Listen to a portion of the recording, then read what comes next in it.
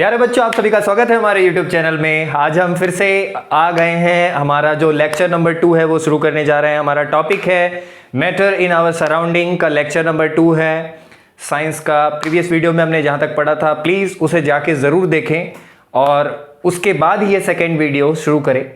तो चलिए शुरू करते हैं। हमारा जो लेक्चर 2 का जो टॉपिक है उसमें हम डिस्कस करेंगे कि ब्राउनिन मोशन डस्ट पार्टिकल में किस तरीके से हो सकता है।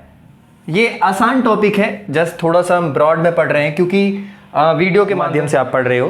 तो मैं कोशिश कर रहा हूं कि आपको पूरा एक ब्रॉड नॉलेज मिले, सारा एक एक पॉइंट जानकारी मिले। तो Brownian motion of dust particle and smoke के बारे में बात करेंगे। एक्चुअली क्या है, जितने भी डस्ट पार्टिकल हैं वो भी ब्राउनिन मोशन ही करते हैं। ब्राउनिन मोशन ऐसे करते हैं कि आपका जो एयर में जो पार्टिकल हो, एयर क्या आपका गैस है, उसमें भी आपके बहुत सारे कंपोनेंट्स है, जैसे कि नाइट्रोजन है, ऑक्सीजन है, कार्बन डाइऑक्साइड है, कार्बन मोनोऑक्साइड है, डिफरेंट काइंड ऑफ गैसेस हैं उसमें। तो वो भी क्या करते हैं, रिस्पॉन्सिबल हैं कोलिजन के लिए। वो क्या पार्टिकल के साथ क्या करते हैं, कोलाइड करते हैं। पार्टिकल और वो सभी आपस में टकराते हैं, जिसके कारण क्या होता है, आपका ब्राउनिन मोशन होता है। रैंडमली टकराते हैं मतलब, ठीक है। Dust particle are seen doing random motion. Dust particle are seen doing random motion in air because their collision with randomly moving teeny particles of air around them। कहने का मतलब है, जैसे कि मैंने एक ये रूम है, मान लीजिए रूम में रोशनदान है, ऐसे करके रोशनी आ रही है ये, ठीक है।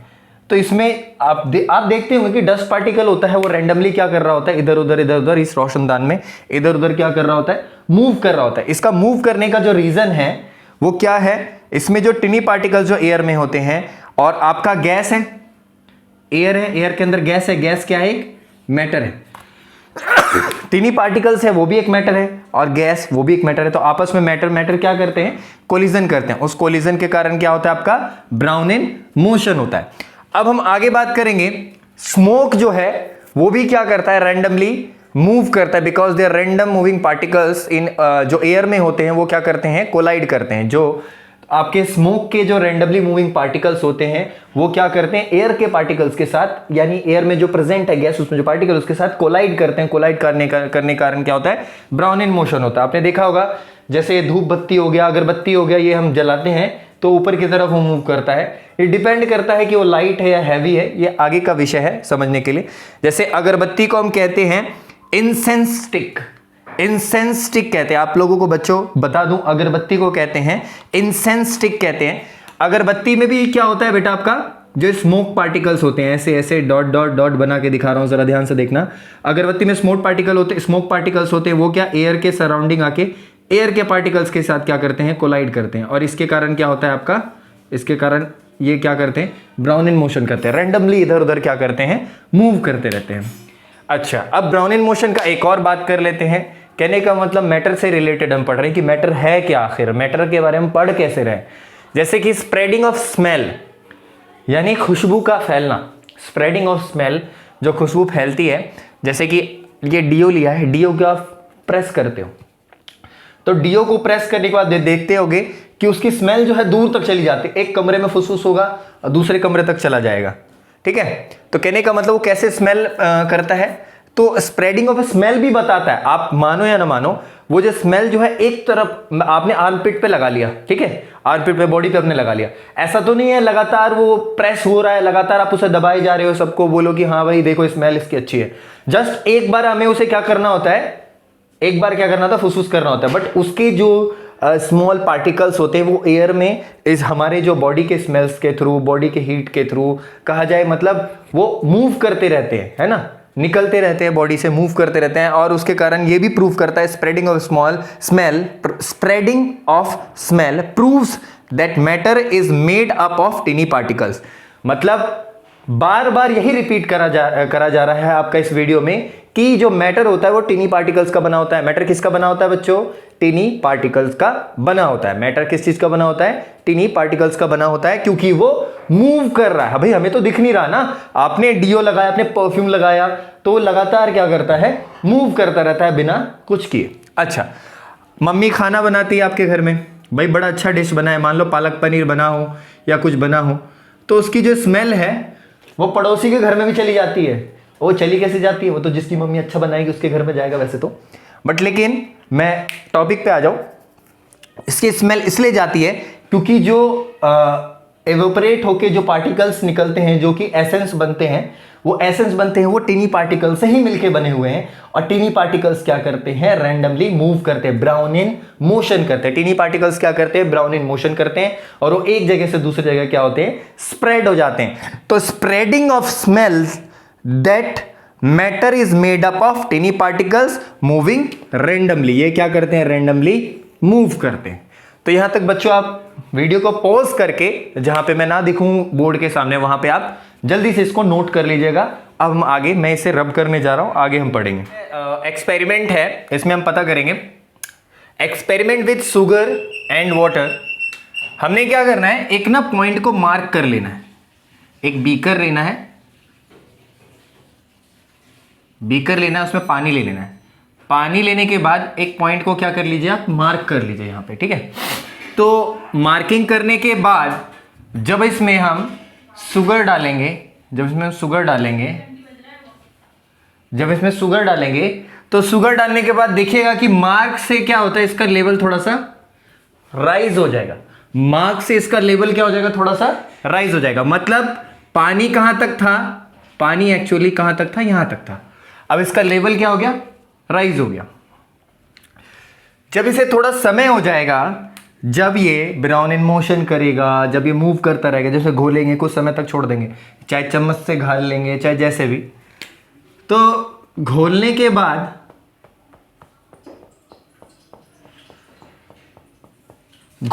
बाद आपको दिखेगा कि ये पूरी तरीके से जो solution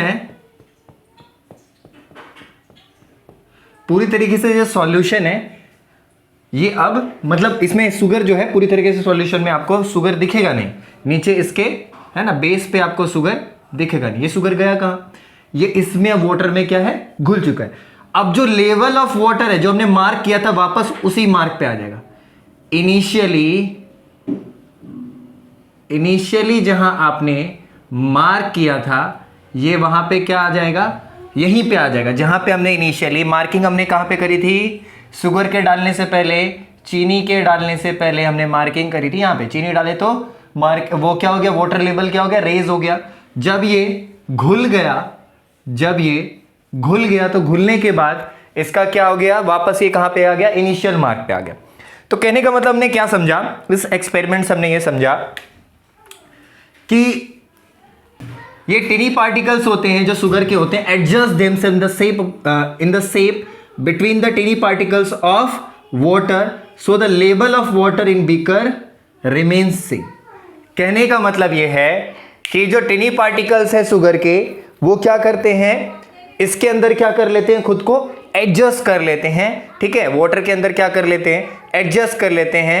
the tiny particles of sugar adjust themselves in shape between tiny particles of water so the level of water in beaker remains same। तो वाटर का लेवल क्या होता है, सेम होता है। तो इससे हमने क्या समझा बच्चों, इससे हमने ये समझा कि मैटर किस चीज का बना होता है, matter is made up of टिनी particles का बना होता है। ये बात तो मैं पहले वीडियो से कहता आ रहा हूं। दूसरा बात ये है कि there is space between these particles, ये पार्टिकल छोटा होता है और साथ साथ इसमें क्या होता है, स्पेस होता है इसके बीच में। अच्छा, एक और बात ये है कि जैसे आपने देखा होगा कि आपके पास कोई टोकरी है, टोकरी में अलग अलग टाइप के फ्रूट्स रखे हैं। मान लो आपका ये क्या है, ऑरेंज हो गया, है ना, मैंगो हो गया। तो इसके बीच में आपको स्पेस तो दिख ही रहा होगा। कहने का मतलब ये, तो कहने का मतलब टोकरी में आप देख रहे हो उसके बीच में छोटे छोटे स्पेस दिख रहे होंगे। तो कहने का मतलब यही है कि जितने भी मैटर हैं, जितनी भी चीज़ें हैं, उसके बीच में क्या होता है, स्पेस होता है। और जब किसी मैटर के साथ घुल जाता है, जब सॉल्युबल होता है, तो खुद को क्या कर लेता है, उस स्पेस के बिटवीन क्या कर लेता है, एडजस्ट कर लेता है, जिसके कारण जहां पे हमने मार्क किया था वापस वहीं पे मार्क आ गया। कहने का मतलब ये एक्सपेरिमेंट हमें ये बताता है कि there is space between these particles. तो हमें ये पता लगता है कि पार्टिकल्स के बिटवीन क्या है, स्पेस है। नोट डाउन कर लीजिएगा पॉज करके वीडियो। आपने यदि mixing of water with potassium permanganate.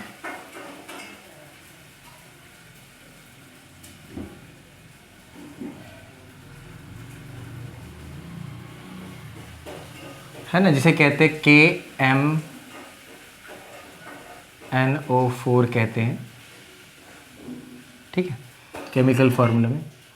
और दूसरा है कॉपर सल्फेट। कॉपर सल्फेट कहने का मतलब यह है कि अगर ये दो चीज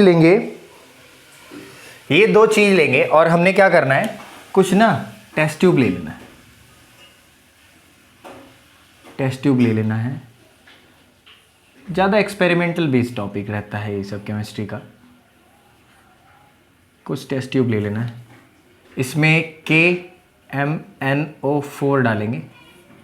देखो अब इतना सा KMnO4 मैंने इसमें डाला, एक में इतना सा डाला और एक में इतना सा डाला, ध्यान से देखना, तो भी इसका कलर क्या हो गया, चेंज हो गया। तो भी इसका कलर चेंज हुआ, तो भी इसका कलर चेंज हुआ। अच्छा, जैसे कॉपर सल्फेट है, कहने का मतलब है कि यदि मैं एक टेस्ट ट्यूब ले रहा हूं और एक टेस्ट ट्यूब में मैंने कॉपर सल्फेट थोड़ा ज़्यादा डाल दिया और एक में इतना सा डाला, अच्छा इतना सा डाला, तो भी इसका कलर क्या हो रहा है, आपका चेंज हो रहा है। तो इससे हम क्या समझते हैं, इससे ये समझते हैं कि अमाउंट मैटर नहीं कर रहा है, क्योंकि थोड़ा सा भी अमाउंट क्या कर रहा है, कलर को चेंज कर दे रहा है। इसका भी कलर क्या हो जाएगा, चेंज हो जाएगा। ठीक है, इसका कलर तो वैसे पिंक हो जाता है आपका, ठीक है, पानी में डालने पे। और कॉपर सल्फेट का एक होता है ब्लू होता है, और हल्का डालेंगे तो ब्लूइश ग्रीन होगा, ब्लूइश ग्रीन होगा मे बी, हल्का सा। तो कहने का मतलब हमें यह समझ में आता है, the particles of matter are extremely small. कहने का मतलब the particles of matters are extremely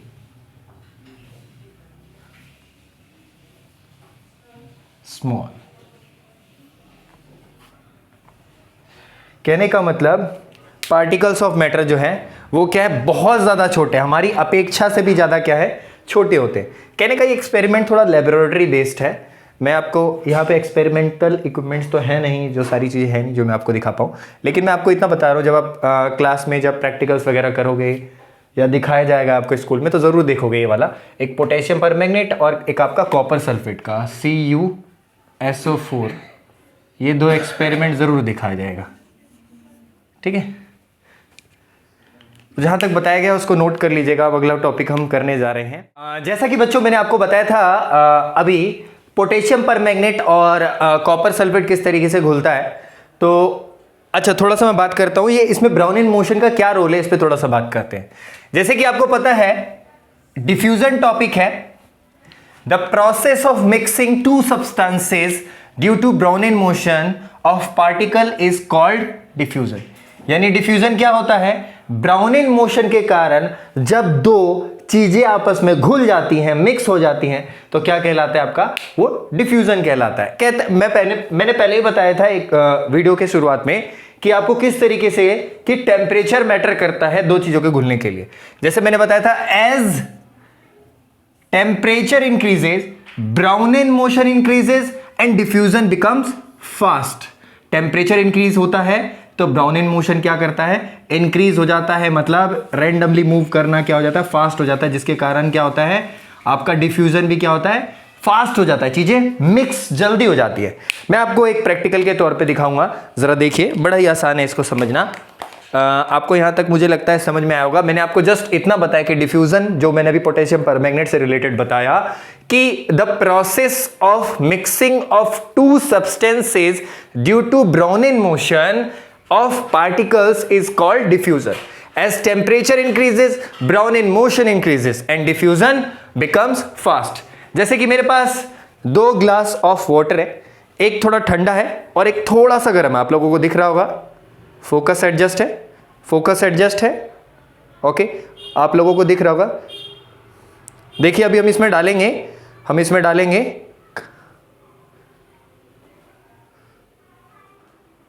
देखिए जरा, बस बस बस बस, देखिए ध्यान से देखिए, जो वार्म वाटर है उसमें कितनी जल्दी घुल गया, और देखिए जो पानी ठंडा है उसमें बड़ा ही रेट ऑफ डिफ्यूजन क्या है, बहुत स्लो है।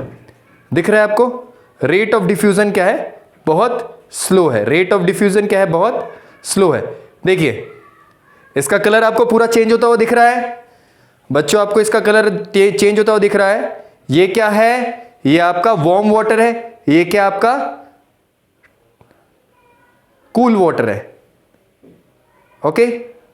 इसका टेम्परेचर क्या है, लो है, यानी टेम्परेचर ज्यादा होने के कारण डिफ्यूजन का रेट क्या हो जाता है, फास्ट हो जाता है। इसका डिफ्यूजन रेट क्या है, फास्ट है, इसका डिफ्यूजन रेट क्या है, स्लो है। बच्चों जरा ध्यान से देखो, इसमें देखो बहुत स्लोली डिफ्यूज हो रहा है, बहुत स्लोली डिफ्यूज हो रहा है, मतलब घुल ही नहीं पा रहा है, आपको दिख रहा होगा प्रॉपर्ली। इसमें देखिए पूरा लगभग 80% इसमें डिफ्यूजन हो चुका है, और इसमें फास्टली हुआ है, बहुत तेज हुआ है नॉर्मल के कंपैरिजन में। पहले भी हमने वीडियो में हमने किया था, तो ये देखो कितनी जल्दी ये घुल गया, कितनी जल्दी ये डिफ्यूज हो गया। कहने का मतलब ब्राउन इन मोशन किसका फास्ट है, चीयर्स नहीं कर रहा हूं बच्चों, ब्राउन इन मोशन किसका फास्ट है जरा बताओ। वार्म वाटर का ब्राउन इन मोशन क्या है, फास्ट है, और आपका जो ठंडा पानी है जिसका टेम्परेचर लो है पानी का, उसमें ब्राउन इन मोशन क्या है, स्लो है। यानी टेम्परेचर क्या है, इससे हमें क्या पता लगा, प्यारे बच्चों, इससे हमें यह पता लगा कि टेम्परेचर ज्यादा तो डिफ्यूजन ज्यादा, टेम्परेचर लो तो डिफ्यूजन का रेट क्या होता है, स्लो होता है, यानी धीरे घुलता है। इसीलिए शरबत बनाने के लिए गर्म कर लेना पानी।